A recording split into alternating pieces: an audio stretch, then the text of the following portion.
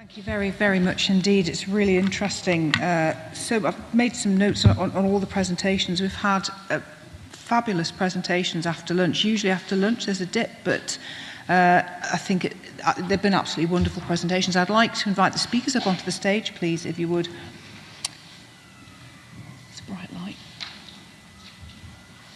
And Shireen is armed with the laptop. So we have a period of time now where we have the Q&A from the expert panel. Dr. Hickey is moderating. She has the laptop. Do you want to pop it up here, Shireen? Yeah. Do we need to put has everybody still got the QR code? Has everybody got their QRs? Yeah. Okay. Okay. So we've got everybody assembled. Thank you. So what we're going to do, we have some really excellent questions. What we'll do to get the ball rolling is we'll start with the questions that are on the screen, unless there are any questions in the audience and hands raised. It's really difficult to see because the light's so bright. There are no hands raised. What we'll do is we'll start with questions from... Oh, thank you for that. That's brilliant. So the first question is, in maternity, patient and family generally express concerns. To implement Martha's rule, we just simply need to hear the voice, formalised documentation and escalation. Thoughts? You've got your microphones there. Yeah, so I'll take that. In theory, that's quite easy, but we've seen in Hayley's story that didn't happen on multiple occasions. So I think there is definitely some work to be done on how we perceive patient and family voice, and that it's not a nuisance, because I think in some cases it can be perceived as that when in busy clinical environments they are adding value and they know their own bodies and they can express concern, and we need to see it as an opportunity for us to catch things that we may miss. The MEaCC score may be normal, and we've seen that a lot in the patient wellness questionnaire work that Bradford have done. The MEaCC score may be normal, but something is happening, and we can pick it up so much earlier if we listen to the voices of patients. Absolutely agree, and I can see people nodding. Absolutely. Question, how do you see MEaCC being implemented within critical care? Is this no longer early, especially as physiology is being carefully manipulated with advanced therapy? How can we encourage its use? I don't know who want to pick that up.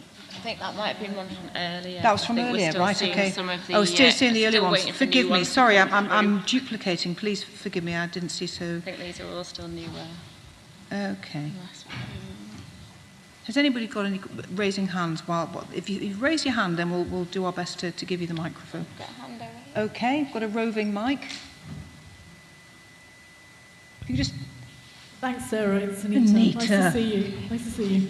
A great session, guys, every single one of them. So I'm going to come back to the educational aspect. And two things, I suppose, that lifelong learning and all the ideas that you gave in the first two or three speakers, mandatory, interprompt, formative, summative. I just want to get some ideas about, from your reflections, that when we're trying to upskill people outside of maternity, with the things that you've spoken, especially the first three sessions, what do you think we can do better to make it sustainable? Because of the fact that we lose so many people in healthcare, how do we make that sustainable?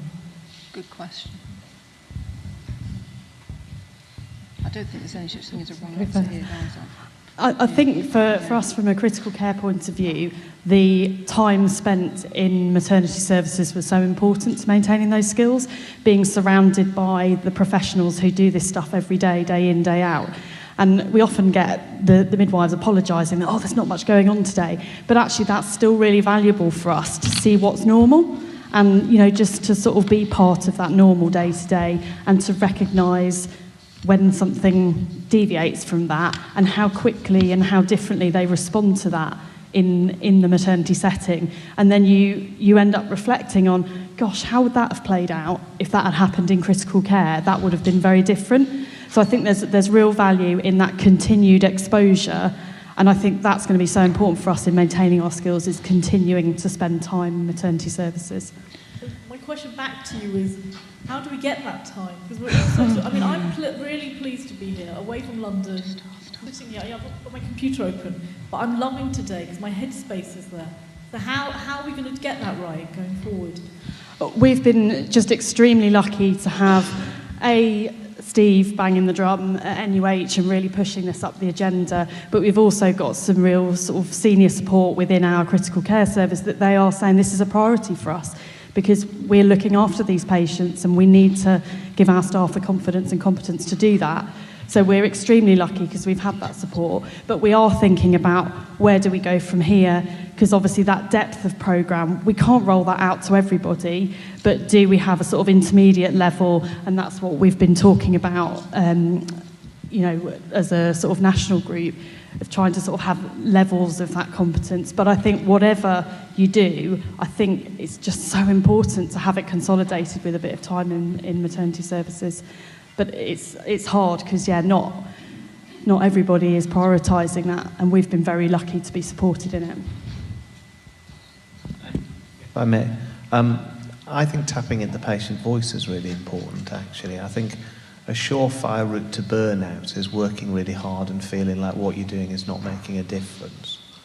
So actually, if we can tap into the emotional intelligence side and listen to the differences that actually high quality is made in often awful circumstances, particularly ones related to bereavement, placental abruptions, things like that. Actually, I think that is how we can engage people to continue with that work. There's something about belonging and feeling like you're part of a team, and I think that's a really good point you've made, Brian, that you can sometimes have some really difficult clinical situations that are awful. The external person, that's somebody not in this room, somebody that's not in the NHS, will come back and go, what, you did what? And you go, actually, this is part of our normal working day, but you feel like you belong. And when you've made a difference to that woman, I think that is really important. You raised a point, Claire, about language, or was it Bex? It might have been Bex. It was about language, about the language use. It was interesting about the terminology, about not knowing nurses, critical care nurses, not knowing the term gestation, etc. I sort of, when I had my time in NHS England, the acronyms, we use those all the time, don't we? We abbreviate stuff, and that's really difficult, and I think that's a simple way of trying to make people feel there's nothing worse than not knowing what the conversation is about because you don't want to ask. So I think it's a small thing, isn't it? But I think it's a really important point raised.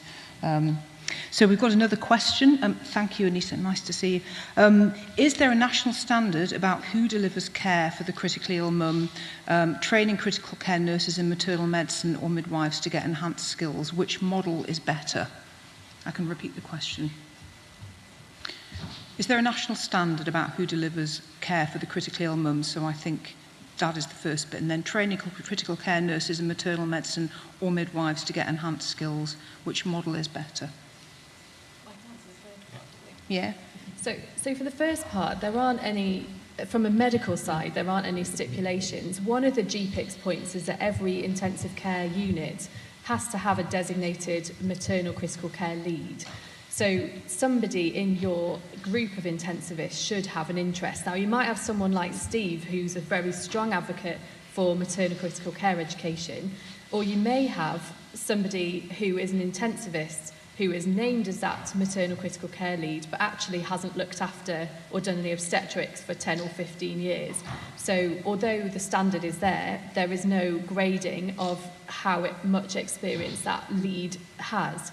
Something we've been thinking about on informal chats with Debbie is there are actually infrequent number of intensivists who've got a maternal critical care interest. So they all seem to gravitate towards Bradford. It might be something to do with Debbie being there and Brian.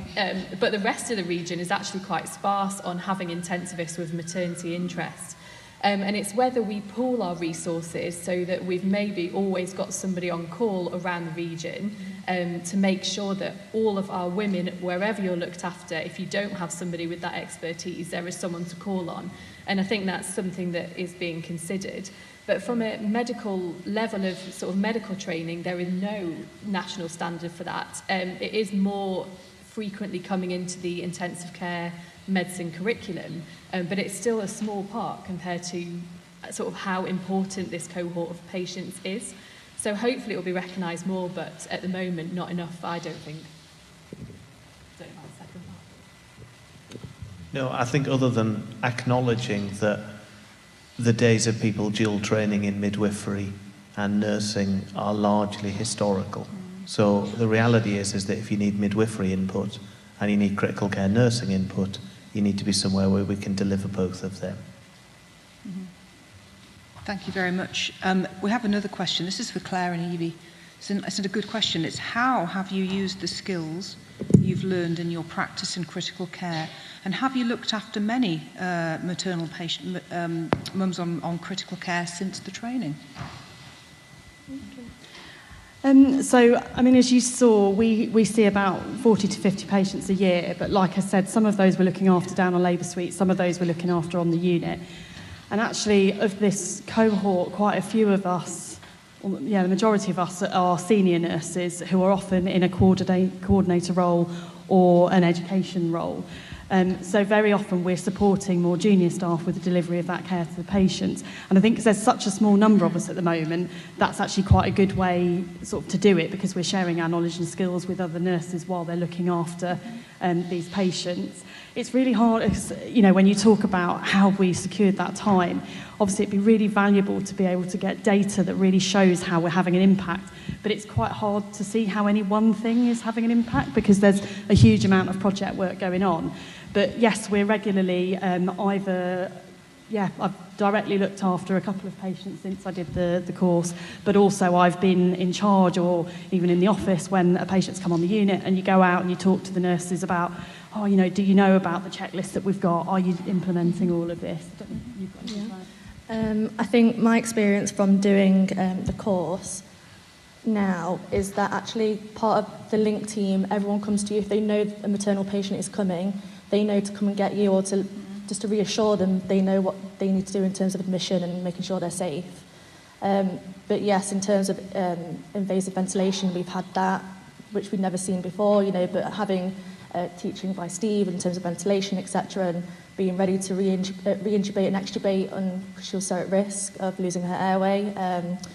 Obstetric hemorrhages, again, over at our city campus, there were people in that cohort that were right place, right time, that were able to escalate that care quite quickly and, well, swiftly as well. Yeah. Thank you. That's something I wrote down from your talk, is right place, right time. And that's for so many, it shouldn't be, it's that the anticipation element's really important, isn't it? Got another question. This is a really big question, and I don't expect the five of you to answer this, and perhaps not the whole room. This is a question for everybody to think about. But how can you achieve the cultural change on a unit to ensure that once the patient and relative concerns are heard, that this translates into action? I'm wondering if you want to take this, Lizzie, to make a start. Thank you for whoever asked that question. Yeah. It's a good question. I think it's a really good question, and I think Martha's rule in theory shouldn't have to exist, because if we did everything right and then it wouldn't have happened, but it did, and where it happened, there were tensions between teams, and that really unfortunate case happened. I think it's multifaceted, and I think if we crack this, we'll crack the whole of the NHS, and it will be a wonderful place to work, and no one will move to Australia. But I'm committed to this mission for the rest of my career. I think there's two things. So I can't remember who talked earlier about not trying to just tackle culture. So you can concentrate on a small improvement project, whatever that may be. So it might be on PPH, it might be on some of the optimization metrics, it might be around team huddles. You can do some improvement work, and that will improve culture in itself. I mean, if you're wanting to think about improving culture, you need to be able to say what that culture is and be able to call it out. And I think the perinatal culture and leadership program currently, I think we've got to a point where we kind of know that there's bad cultures, but we're still, even in our quad teams and even with our own teams in organisations, scared to say it and have honest and open conversations. And so I think it will take a lot of facilitation and a lot of buy-in and time from leaders and visibility to get to a place where we can feel we can even start the journey. Yeah, so lots of things, and I don't want to put anyone off from doing culture work, and I think we can start small and then work big, and there's things we can do as an individual, as a team, our organisation, and then at system level. And so we do have some wider Improvement Academy plans around doing this, which if anyone's interested in, please do message me, because I'm always keen for willing volunteers. Thank you, that's an excellent answer. I think absolutely right. It's got to start somewhere, hasn't it? The culture side, you know, and the perinatal leadership culture onboarding program is well into it's up and running now, and it's working really well, but it's not going to solve all the problems, is it? It's a start, and it's somewhere to it's an improvement from what we have. But we know that there are still issues with culture in lots of different units for different reasons. But if we can all do something different, then okay. Another question: do you feel that there is a value in simulation training in the general critical care environment? Because we found this to be of great benefit for ITU staff. I don't know who's asked that question, but it doesn't really matter. Okay. Absolutely. Yeah. But simulation's really resource heavy. Yeah. So I think it's just working out how you integrate that into a wider program of education, and not try to be too ambitious with what you're trying to do with simulation. A short scenario with a single learning point is often more valuable than a really complex 2-hour scenario that evolves. And the narrative gets lost as you go through that. I have another question. Do we focus nationally on upskilling the critical care nurses in maternal patient, or the midwives in enhanced maternal care, or both? Both. Yeah. I think both is definitely the answer, because there are different patients with different needs, and different expertise can add different value to each clinical situation. So the reason that someone is critically ill may be something that is actually very obstetric specific, and a highly trained midwife is the perfect person to deliver that additional care with the support of critical care. And it may be that you've got a woman who's pregnant but poorly for another reason, and your critical care nurses have got lots of expertise in that condition, and in that situation they're really who you want, with input from the midwifery team. And I think the main benefit from training both sets up is that if we're learning all of these skills together, then it just knocks all those barriers down of trying to talk to each other. At the moment, we're really, as much as we love hanging out together, we really are two quite distinct teams in critical care and obstetrics. And it would be great to wander onto a labour ward for one of our ICU nurses or outreach nurses to wander on and be greeted with, "Oh, hi, good to see you again. How's so-and-so doing that we admitted last week?" And so I think if we're training both sets up and training both sets together, you can learn from each other and knock all those barriers to communication down. And that is probably how you start with some of those cultural shifts as well. That's my personal opinion. So it would be great if everyone was training together, I think, and sharing those expertise. I'd say we absolutely kind of agree with that. That's exactly what we've seen, and that's been one of the added benefits of our programme that we've absolutely loved, is that we've developed those relationships with our midwifery colleagues who are here with us today, who we've been working with on lots of projects, and there's so much value because we've all got a different perspective to add. And yeah, we're all going to be involved in the care of these patients, so it's important that we've all got the training, the cross-specialty training. You come to days like this and it feels really collaborative. And I think what was lost when we had COVID and we were joining online, and I was just thinking about this this morning, what we had lost with COVID was that opportunity to have that chat and to sort of see the whites of people's eyes and have that liaison. And I think that's really important. And you're absolutely right. I think relationships are really important as well. And people remember how you made them feel, not just the women that you're looking after, but the people that you're working with. Everybody knows people remember how you make them feel, and that, I think, is really important. We haven't got any more questions. There are questions from this morning, aren't there? Is there any more questions from you in the audience before I invite Debbie back onto the stage? Did I see an hand raised there? if there are none, I'll invite Debbie.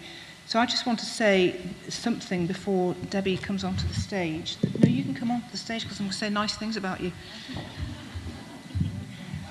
So it's been really great today. I've come to half the day because I had other things this morning, but I can't overstate the joy and pride I feel with where this work has gone.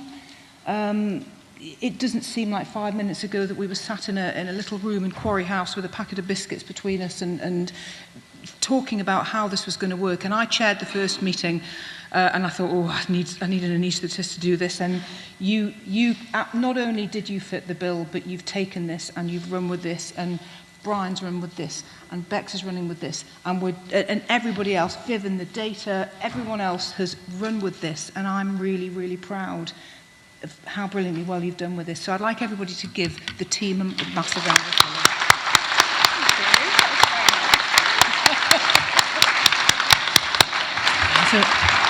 So I'm going to prize my way away from microphone now and give Debbie the floor. Thank you for that. That was lovely. I didn't plan it. I'll pay her later, though. Are you guys all right? I'm only going to be a couple of minutes. Stay with me. Okay. So we've reached the end of the day, and you'll be glad to know we've brought it back in on time, so we're not going to be leaving you fighting with the traffic in these too much. But first of all, I just wanted to give a few reflections, my reflections really on the day. And I think the first thing I wanted to say is there's just so much going on, and it's great, and it's multidisciplinary, and there's loads of different people who are kind of starting doing things within the region. But I really think, and Bex, you really brought this out actually, that collaboration is really where our strength is. And there's a huge amount that I think we've managed to achieve because of just the sheer volume of people that have got involved with MEaCC and really seen its benefit, whether that is staff just putting data into that database. You can see where that's potentially going in terms of all of those really exciting things that we can do with AI and everything about how we can alert people to risk in the context. But it's also around the education and the recognition that we need to work together in the culture, and all of those things is just fabulous, and we wouldn't be able to do any of it without all of the involvement from you guys. So thank you to everybody, and that goes to the speakers who've been up here and everyone in the audience. I think the other thing that's also fantastic is how much we're starting to collaborate nationally. You've heard a few people from different national groups speaking today, and I know that there's others in the room that have come to just find out a bit about what we're about and thinking about how they can take that back perhaps to their region, whether that's MAP-Med, whether it's critical care, or individual hospitals as well, who've also kind of been in touch about the things that we've been doing. And I'm really keen that actually we use this and what we're doing in Yorkshire and Humber as a platform to continue the work at a national level, and we're continuing to lobby hard for that. But the reassuring thing is that we are, as a region, because of all the work that you're all doing, ahead of the game with a lot of this stuff. And I really hope that that will start to kind of feed into the data and the outcomes for our women and their families and their babies. And again, just to kind of highlight the amazing story that Hayley shared with us today around what happens and the impact on so many people when we don't get it right and things do go wrong. So I'm just going to go through a few thank yous. I've probably said some thank yous at the beginning, but I'm going to say a few again now. In terms of how this has come about, we actually thought there'd probably just be a few biscuits sat in a room and a few people saying, what have you been doing in your hospital? But it rapidly kind of expanded into this. But we couldn't have done it without some funding from the West Yorkshire and Harrogate LMNS, who had a little bit of end-of-year funding and said, what can we do in terms of sharing learning and supporting each other? So thank you to them, because without that, we wouldn't have had this amazing venue and been able to put everybody up for the day. We want to also thank the Improvement Academy. You've heard a few of their staff members talking today, and their boss. They've also loaned us Dasha, who has been around taking lots of pictures and doing comms and things for us, helping Lizzie and Viv with all of the organisation. So thanks, huge thanks to Dasha, to Viv and Lizzie for all of your really hard work with sorting all of this out. You've all been amazing. And also then anyone else that they've drafted in to also help, and the Improvement Academy team. I wanted to thank all the speakers and also the Q&A session chairs and moderators, the conference centre, because they've been hugely supportive in terms of getting this put together, and then all of those people who have brought stands here today. I've mentioned them lots of times, but obviously the Athera team for everything they've done with the MEaCC database. We couldn't have done a lot of the stuff that we've done without really close collaboration with their team. And I hope lots of you have had the opportunity to go and speak to them about how you can use your data differently and perhaps how you might implement it in your hospital or region. So that's my list of thank yous. I hope I've covered everyone off. If I haven't, I very much apologise. But it's all just been brilliant, and I feel hugely reinvigorated with all of this stuff. I'm really excited about the future in the region and nationally. In terms of your feedback, really important to us. There's a QR code on the board. In there, please obviously answer the questions. If there's anything else we could have done differently, or anything you think we haven't covered that we need to start thinking about, then that would be really great. Put that in there. And there will be attendance certificates that will be sent out once we've got feedback in. So I think that's everything from me. Have I forgotten? I'm looking at Viv. Viv says no. That's all right. We always have to check with Viv.